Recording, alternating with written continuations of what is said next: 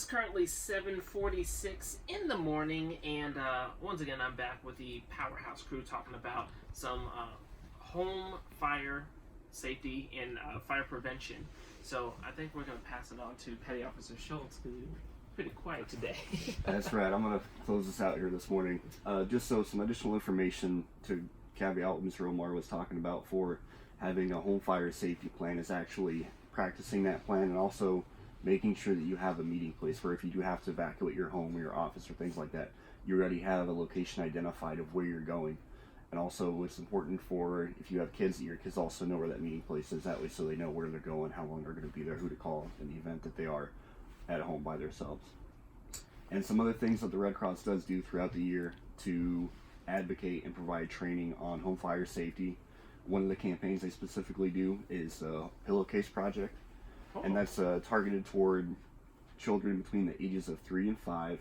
No, and so third to fifth grade. Grades 3 to 5. Sorry, not ages 3 to 5.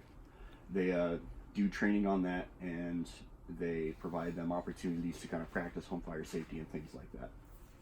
Okay, so what does that entail? Do you know? So for that, really, it's just they go and they provide training in their classrooms of different types of possible emergencies. So home fires is one of them.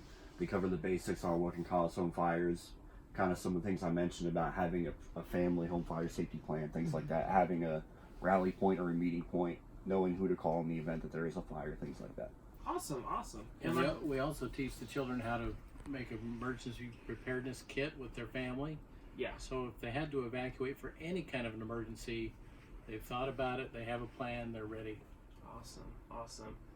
So yeah, like we said earlier, it is super important that kids get on board with this as early as possible, because it's harder to change an adult's mind once they're set in their ways. But yeah, so what else you got for us?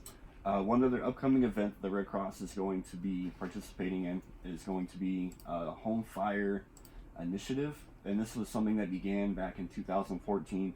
Really, it's just a program that distributes preparedness information about home fire safety and things of that nature.